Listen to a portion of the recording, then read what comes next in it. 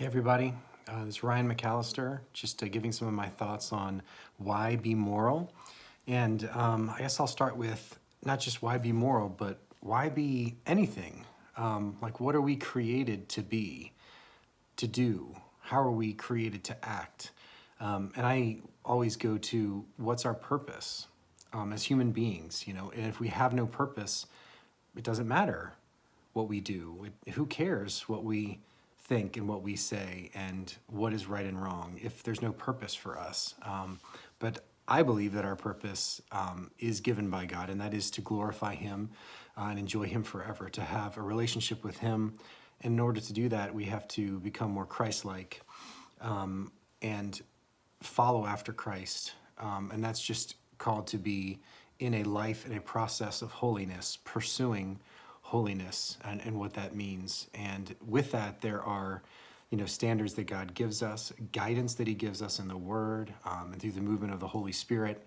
So the answer, I think, is, are there a set of moral standards that God has given us? Yes. So it matters. Why be moral? Because God has directed us to be. He has given us right and wrong. And that is how morality is shaped, by right and wrong. He tells us what's right and wrong. Sometimes it's very directly, Ten Commandment style.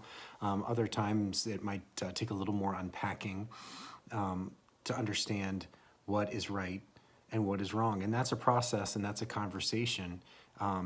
But God is able to give us those commands. He's able to dictate those things because He is always right. He is never wrong. He is constant, and He exists beyond, our humanity and time and eternity is where He lives. And morality is something that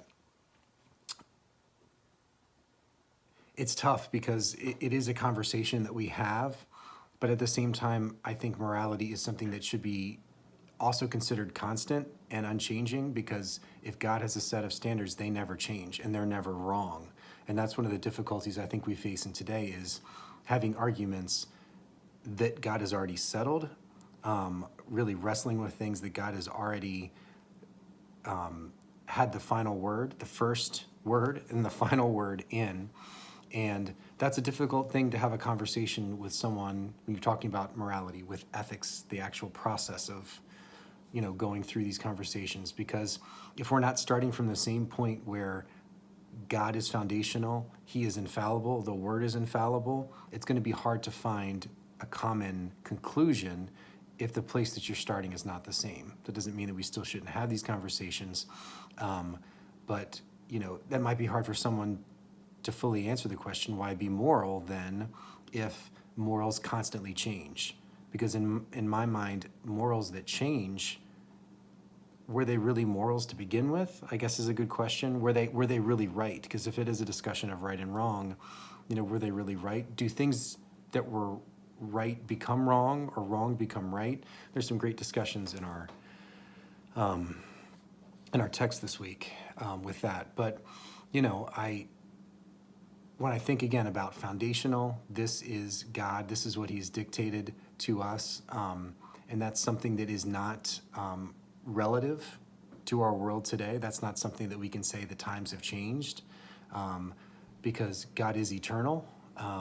That's just something that keeps coming back into my mind, that who are we to say that it's relative to us when He is our creator? So I'll leave it with that. I hope everybody's having a good time reading through these first couple chapters.